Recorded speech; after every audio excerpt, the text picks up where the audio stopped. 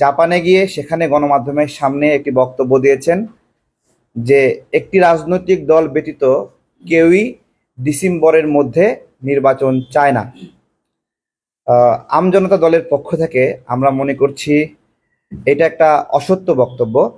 আমরা যে সকল রাজনৈতিক দল গণঅভ্যুত্থানে অংশ নিয়েছিলাম অথবা গণঅভ্যুত্থানে অংশ নেয়নি এরকম রাজনৈতিক দলও, সামগ্রিকভাবে প্রায় সকল রাজনৈতিক দল ডিসেম্বরের মধ্যে নির্বাচন চায়। আমরা এটা কথা বলে নিশ্চিত হয়েছি। এই সংখ্যা প্রায় 50 থেকে 51-র কাছাকাছি। তো সেই জায়গায় এতগুলো দল নির্বাচন চায় ডিসেম্বরের মধ্যে, প্রধান উপদেষ্টা বলছেন যে একটি দল মাত্র নির্বাচন চাই, তাও বিদেশের মাটিতে গিয়ে। এইটা আমার কাছে খুবই বিব্রতকর এবং আমি মনে করি এ ধরনের অসত্য বক্তব্য ওনার শপথ ভঙ্গের কারণ বলে আমরা মনে করি। আমরা এই বিষয়ে তীব্র নিন্দা জানাই এবং আমরা মনে করি জুলাই পরবর্তী সময়ে এই ধরনের অসত্য বক্তব্য আমাদের জুলাইয়ে আমাদের যে ঐক্য হয়েছিল সেই ঐক্য বিনষ্টের কারণ।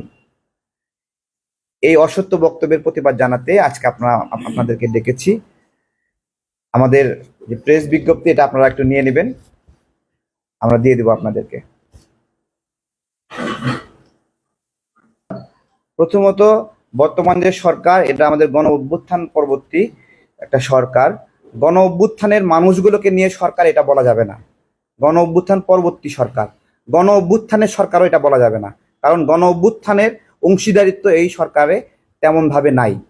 তো এই সরকার যদি এমন চিন্তা করে যে তাদের বাংলাদেশে রাজনৈতিক লড়াই সংগ্রামে কোনো অবদান নাই, এরকম অবদান না থেকেও তারা যদি রাজনৈতিক খায়েশ পূরণ করতে চায় বাই চান্সে ক্ষমতা পেয়ে, তাহলে সেই ধরনের ইচ্ছাকে দমন করার জন্য আমরা পদ্ধতি জানি কিভাবে এই ইচ্ছা দমন করতে হয়। এই গণতন্ত্রের বিরুদ্ধে ষড়যন্ত্র করলে কিভাবে সেটা দমন করতে হয় আমরা জানি। এটা খুব বেশি পুরনো হয়নি। আমরা অল্প কয়েকদিন আগেই যারা জোর করে ক্ষমতায় থাকতে চাচ্ছিল, যারা আমাদের ভোটাধিকার হরণ করছিল, যারা আমাদের মুখের কথা কেড়ে নিতে চাচ্ছিল, যারা আমাদের ভাইদের সন্তানদের হত্যা করছিল, তাদের পরিণতি কিরকম হয়েছে এটা সবাই জানে। ডক্টর ইউনূস এবং তার সরকার যদি এইরকম ভাবে একই ইচ্ছা পোষণ করে, তো বাংলাদেশের নাগরিকরা এটা তাদের পথ রচনা করে নেবে, যা হবার তা হবে। হত্যায় অভিযুক্ত, তাই না?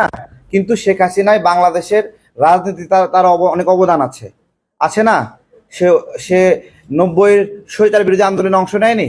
এরকম দীর্ঘদিন সে রাজনীতি করেছে। আমার প্রশ্ন হলো, ডক্টর ইউনূস যে বাংলাদেশে রাজনীতি করতে চান, যে রাজনৈতিক ওনার অভিলাষ, এর জন্য উনি কি কি ত্যাগ স্বীকার করেছেন? উনি যে রাজনৈতিকভাবে রাজনৈতিক দলগুলোকে মোকাবেলা করতে চান, উনি গত 17 বছরে কোনো গুম খুন ক্রস ফায়ারের বিরুদ্ধে বক্তব্য দিয়েছেন? ভোটাধিকারের জন্য কোনো বক্তব্য দিয়েছেন? এই গণ অভ্যুত্থানের পক্ষে কোনো বক্তব্য দিয়েছেন? উনি গণ অভ্যুত্থানের পক্ষের শক্তি না গণ অভ্যুত্থানের বিরুদ্ধে শক্তি ছিল? উনি বলতে পারবেন নিজেকে? বলতে পারবেন না।